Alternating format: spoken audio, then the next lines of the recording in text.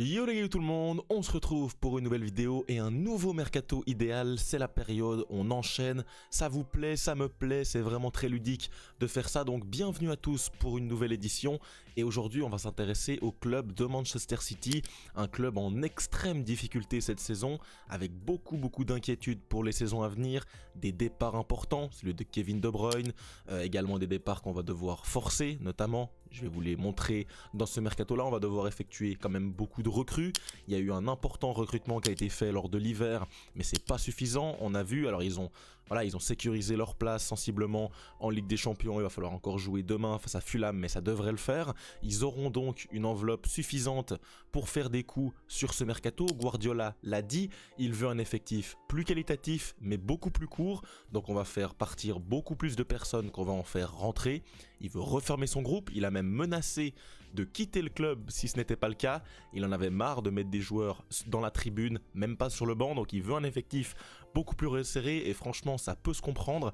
Donc voilà, on est tout de suite parti pour ce nouveau mercato, essayer de permettre à Guardiola d'avoir l'effectif pour pouvoir revenir au sommet, gagner des titres, la Première Ligue, la Ligue des Champions. Voilà, c'est l'objectif de Manchester City, donc il faut un effectif qualitatif. Juste avant que la vidéo commence, merci à toutes les personnes qui prendront quelques instants pour s'abonner, pour liker et pour partager, bien sûr, et également, voilà, donnez-moi vos avis dans les commentaires pour chaque recrue, et également, voilà, dites-moi si vous voyez d'autres idées à apporter à ce mercato. Et on est tout de suite parti pour les premiers changements, c'est au poste de gardien de but.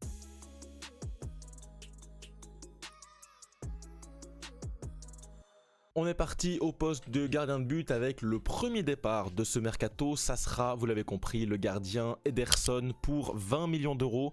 Je m'en sépare. Pourquoi? Parce qu'il a montré des lacunes.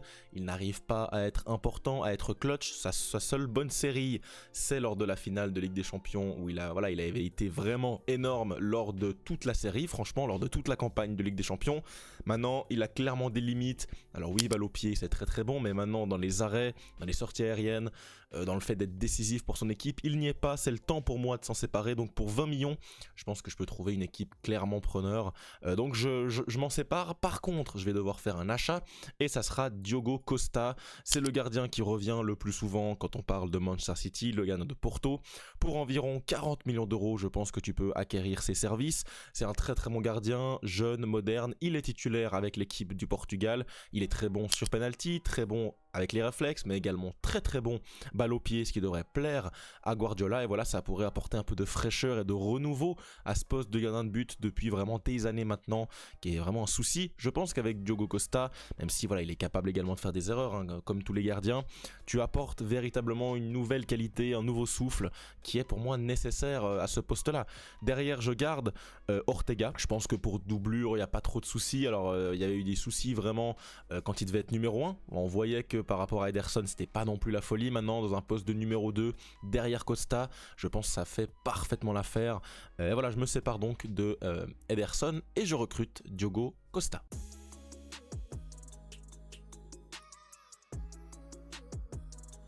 Pour les postes de latéraux maintenant, il va y avoir beaucoup de choses à faire. Pour les départs, le fameux Kyle Walker qui va revenir de son prêt de l'AC Milan, je vais m'en séparer pour environ 5 millions d'euros. Il lui reste un an de contrat. Pour 5 millions d'euros, je pense que je peux trouver une porte de sortie pour lui, que ce soit en Angleterre, que ce soit dans un autre championnat, pourquoi pas au Golfe, en Arabie Saoudite, en MLS. Je pense qu'il y aura quand même des offres, c'est un joueur qui reste bankable, il a un nom, mais donc à sa place il va falloir le remplacer, recruter également à gauche, et je vais tout de suite me lancer sur notre ami Cambiaso de la Juve, l'arrière gauche, jeune, 25 ans, Cambiaso qui a montré de très belles choses dans cette Juve, pour environ 40 millions d'euros également, hein, ça fait cher, tu peux l'acquérir clairement et lui mettre avec lui Wilson Hesbrandt derrière lui qui va revenir de son prêt à Stoke City, si je ne me trompe pas, ça pourrait voilà amener enfin un véritable latéral dans cette équipe. Souvent c'était Gvardiol qui joue à ce poste là, moi ça me plaisait pas du tout, je vais le recentrer, amener un réel latéral comme Cambiaso qui est capable de jouer également des deux côtés mais principalement à gauche, qui est capable d'apporter offensivement mais également défensivement. Je trouve que c'est une très belle option. Ça permettrait donc de repositionner Gvardiol en poste de central gauche, c'est là où il a été le meilleur, où il a fait les meilleurs perfs, il finit très bien la saison notamment à ce poste là. Je mets également Ake derrière lui. Voilà, tu peux faire jouer Ake, tu peux faire jouer Gvardiol, tu fais jouer une certaine concurrence. À droite, ça ne change pas. Le boss de cette défense, c'est Ruben Dias. Là, je pense qu'il n'y a pas tellement de questions à se poser. Je garde également notre ami Roussanov en rotation. Il n'a pas beaucoup joué, c'était même très inquiétant. Maintenant, avec une préparation physique complète, une prépa et des matchs de pré-saison amicaux avec Guardiola, où il va pouvoir véritablement s'imprégner du logiciel. Je pense qu'il aura un rôle à jouer la saison prochaine dans ce Manchester City-là. Donc je le garde en rotation. À droite maintenant, c'était là que j'avais beaucoup de questions. J'ai mis finalement Akanji en tant que titulaire. C'est un joueur qui est très intelligent. Il est capable de jouer à droite, au centre, en 6, en défenseur central. T'as pas de défenseur droit réellement de métier. T'as si jamais Rico Lewis que moi je mets quand même sur le banc. J'ai l'impression que c'est un peu léger, même s'il peut se développer. Clairement, je pense que Akanji c'est une des meilleures options. Évidemment, c'est pas un latéral réellement offensif, même s'il est capable de se projeter, notamment lors de la finale de Ligue des Champions où il fait cette magnifique passe pour Bernardo Silva. Je pense qu'à cette place-là, Akanji peut réellement faire le taf, avec de l'autre côté un Cambiasso qui monte un peu plus, avec cette défense un peu déséquilibrée, avec ce côté droit qui reste un peu plus défensif, même si tu as des options comme Rico Lewis, comme également un autre joueur qui pourra jouer à ce poste-là. En tout cas, c'est tout pour cette défense. C'est vraiment un secteur où tu dois te renforcer. Clairement, Cambiasso, Wilson Esbrandt qui revient de près, Costa qui revient, et je lâche également, vous l'avez compris, John Stones, le bon vieux Stones, que je vais lâcher pour environ 15 millions d'euros. Ça reste une belle valeur, hein, c'est un joueur anglais, international. Je pense clairement que tu peux trouver preneur même dans le championnat anglais en soi. Pas forcément des clubs qui seront intéressés, peut-être des clubs de milieu de tableau, des Contenders, des Aston Villa, des West Ham. Tu vas trouver preneur, même pourquoi pas un Tottenham qui joue la Ligue des Champions, ça peut être une bonne porte de sortie pour lui. Maintenant, je pense qu'il a fait son temps du côté de City, on a vu même un peu des erreurs cette saison, il est souvent blessé. Je pense que dans cette idée de réduire l'effectif, de réduire la voilure, mais également de l'améliorer, parce que Stones c'était pas un joueur non plus sensationnel lors de la saison passée. Je m'en débarrasse pour 15 millions d'euros, ça fait donc Stones et Walker qui quittent le club.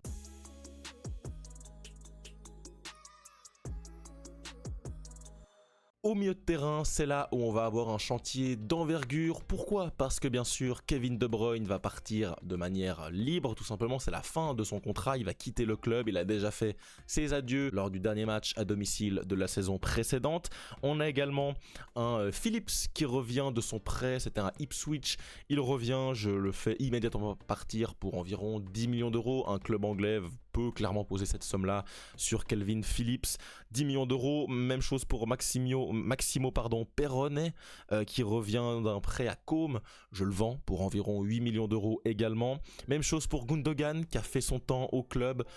Ouais, clairement, physiquement, c'est plus du tout ça. Il a vraiment dégringolé physiquement la saison passée. Alors oui, il pourrait le garder pour l'expérience. Maintenant, j'ai envie de réduire l'effectif, j'ai envie de réduire le nombre. Et donc Gundogan, je m'en sépare pour environ 5 millions d'euros. On peut trouver preneur en Allemagne, en Angleterre, pourquoi pas, dans le golf, en MLS. Je pense qu'il y a beaucoup de clubs qui peuvent être prêts à poser 5 millions sur Gundogan.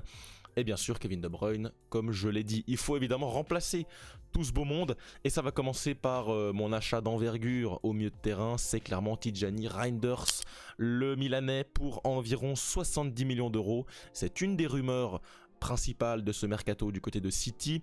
Il serait sur le milieu de terrain néerlandais. Très belle piste, un joueur d'extrême qualité, avec en plus un joueur comme Rodri qui reviendrait à son meilleur niveau après sa blessure. On aurait un double pivot sensationnel. Franchement, c'est complètement dingue ce double pivot. Reinders, Rodri, avec deux qualités techniques folles, des qualités physiques incroyables, deux joueurs qui courent beaucoup, qui récupèrent, qui relancent, qui sont capables de se projeter. Reinders, c'est un joueur qui se projette également beaucoup, il est capable de marquer, on l'a vu notamment au Santiago Bernabéu où il avait marqué lors de cette phase de ligue contre le Real Madrid, il avait fait un top match.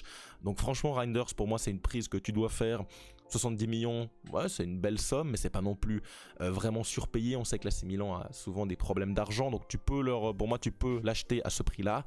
Derrière, tu gardes pour moi un Kovacic dans une rotation, un Nico Gonzalez dans une rotation, et bien sûr, vous l'attendez, Nunez, je le garde dans cette rotation. Pourquoi? Parce que c'est un des rares joueurs qui peut-être jouer à droite, c'est ce que je vous parlais. Si jamais tu as un Akanji qui est blessé, tu peux mettre Nunez pour dépanner. C'est clairement pas mon option numéro 1. Comme il finit la saison, j'aime pas du tout. Il est numéro 1, il joue quasiment tout le temps. Pour moi, pas. Il doit être sur le banc. Il doit clairement s'asseoir. Mais ça reste un joueur utile. En plus, tu l'as acheté il y a pas longtemps. Pour moi, c'est compliqué de le revendre. En plus, sa valeur, franchement, elle a vraiment chuté. Donc, c'est pas intéressant. Mieux vaut pour moi le garder, essayer de le relancer et pourquoi pas le revendre dans 1 ou 2 ans quand une réelle opportunité de latéral droit va se proposer. En numéro 10, De Bruyne est parti. C'est l'heure pour moi de réellement donner les clés à Phil Foden. Il faut qu'il se reprenne après une saison cauchemardesque, franchement. Après notamment une saison précédente où il avait été meilleur joueur de Première Ligue. Il s'est totalement effondré, il a été invisible. J'ai aucune image de Phil Foden là sans passé. Mais voilà, il y avait De Bruyne, il y avait un contexte compliqué. Il avait également subi quelques problèmes physiques. Cette saison, ça sera la sienne. Il va falloir qu'il revienne à un très très haut niveau, entouré de Rodri et Reinders. Il va devoir porter cette équipe, porter cette offensive pour servir des Haaland, des joueurs de côté qu'on va évoquer après. Pour moi, voilà, Foden doit retrouver un très très bon niveau. On a également une belle option sur le banc en la qualité de Etcheverry, le petit Argentin qui est arrivé en milieu de saison de la part de River Plate. Il avait été acheté puis prêté, il est revenu. C'est un élément intéressant, beaucoup de potentiel pour lui. Il est sur le banc, il peut également dépanner sur certains matchs. Il peut même, pourquoi pas, qui sait, dépasser Foden dans la hiérarchie. Si Foden n'y arrive pas, un Etcheverry peut vraiment faire l'affaire. On peut également mettre un Kovacic, un milieu à 3. Je pense pas qu'on a besoin de recruter à ce poste-là. Florian Wirtz, c'est un joueur et un profil que j'adore. Néanmoins, les dernières rumeurs l'emmènent plutôt du côté de Liverpool. On va en reparler bien sûr sur la chaîne, mais Wirtz ne se dirige absolument pas, en tout cas pour l'instant, en direction de City. Donc voilà, je garde ce milieu de terrain, je fais partir, comme je l'ai dit, Phillips, Perron, Gundogan et De Bruyne, et je fais venir Reinders. Voilà tout pour mon milieu de terrain.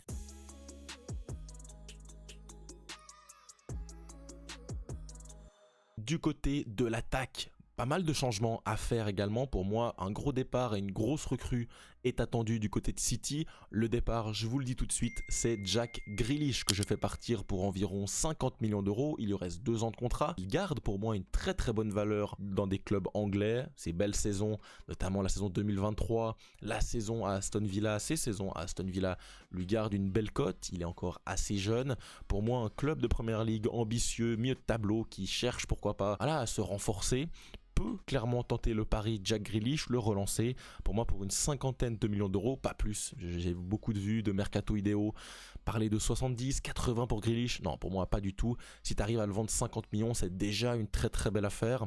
Ça te permet également de passer un Doku sur le banc et de recruter bien évidemment notre ami Rodrigo. Pour moi, il le faut. Il le faut sur le côté gauche, trop de manque. Grealish, c'est clairement pas au niveau. Recruter un joueur comme Rodrigo qui serait le nouveau visage de cette attaque, qui pourrait enfin jouer à son poste préférentiel à gauche avec un vrai neuf, un neuf comme Haaland, percutant.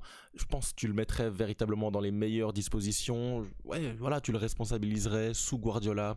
Un travail défensif, un travail offensif, il pourrait marquer, être décisif. Je pense vraiment que c'est le top pour City et même pour le joueur. Pour 100 millions d'euros, clairement c'est un joueur de grande qualité, il faut claquer la tunasse comme on dit, mais pour 100 millions d'euros recruter Rodrigo, ça paraît pas délirant. Clairement, Rodrigo à City, je signe absolument tous les jours. Haaland, on l'a dit, tu as également un joueur comme Marmoush qui peut dépanner à droite, qui peut dépanner en 10 si jamais un Foden ne répond pas aux attentes. Marmoush, clairement, très très bonne recrue, il fait une très très bonne fin de saison, ça me fait même un peu mal au cœur de le mettre sur le banc. Maintenant voilà, il faut quand même de la qualité dans un effectif, même si c'est sur le banc. Et à droite, je repars avec Savio et Oscar Bob. Vous l'avez donc compris, je vends Bernardo Silva, qui pour moi a fait son temps du côté de City. Il lui reste 1 an de contrat, je le vends pour environ 20 millions d'euros, Bernardo Silva. Et notre ami Oscar Bob qui prendrait sa place dans la rotation. Marmoush qui est également capable de jouer à droite, à gauche, Foden à droite. Il y a beaucoup de possibilités pour cette équipe. Un Doku, voilà, c'est un effectif qui est resserré, c'est un effectif qui fait plutôt place à la qualité plutôt qu'à la quantité. Mais je pense que c'est véritablement ce que Pep Guardiola aura besoin. Également une saison avec Rodri, ça change de tout au tout. Voici donc mon 11 titulaire avec donc comme recrue Diogo Costa au gardien de but, Cambiasso à gauche, Gvardiol, Ruben Dias, Akanji, Tijani Reinders et Rodri en double pivot, Foden ou Marmoush en numéro 10, Rodrigo à gauche que je vais acheter au Real Madrid, Haaland dans l'axe et Savio à droite ou Marmoush. Voilà, il y a beaucoup de possibilités. En tout cas, c'est mon 11 idéal pour que City retrouve les sommets, que Guardiola ait réellement une équipe avec laquelle travailler, des qualités, des joueurs d'expérience également, comme un Rodri, un Ruben Dias, même un Haaland maintenant qui est très expérimenté. Je pense réellement que cette équipe peut revenir à la tête de la Première Ligue et pourquoi pas être favori à la Ligue des Champions. En tout cas, donnez-moi dans les commentaires vos avis sur ce mercato et bien sûr vos recrues idéales, ce que vous en pensez. Est-ce que vous pensez qu'il faudrait un 10 ou pas? Est-ce que vous pensez qu'il faudrait un arrière droit ou pas? Qu'est-ce que vous pensez de mes recrues? Costa, Cambiasso, Reinders et Rodrigo. Est-ce que vous pensez que je fais partir trop de monde? Peut-être garderiez-vous un Bernardo Silva sur le côté? Ça peut se débattre, franchement, je peux également le garder si je trouve pas une belle offre. Néanmoins, je trouve qu'il fallait faire ce grand ménage et sortir des joueurs comme Ederson, Stones, Walker, Gundogan, De Bruyne, qui sont de cette vieille époque-là, qui ont peut-être un peu moins d'énergie dans le moteur que d'autres, peut-être moins d'envie d'aller chercher de grands titres. Donc je pense réellement que cette épuration d'effectifs est nécessaire. En tout cas les amis, on se retrouve très rapidement pour de nouvelles vidéos. D'ici là, n'hésitez pas à vous abonner, commenter, partager et on se retrouve très rapidement. Ciao et Visca Barça.